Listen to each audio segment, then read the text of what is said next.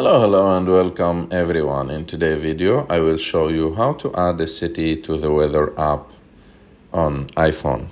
To do that is really simple. You have just to go to the weather app, open it.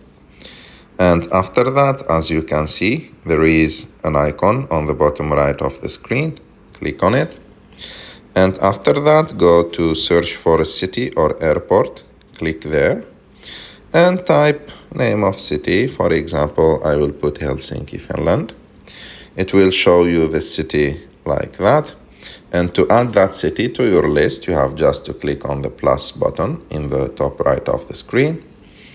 And as you can see, the city is added. And when you have just to click on it to see it. And if you want to change from city to city, you have just to swipe right or swipe left to see the other city that you have. And of course you can add more 3, 4, 5, 10 cities like that to the weather app. And that's it. I hope that you liked this video.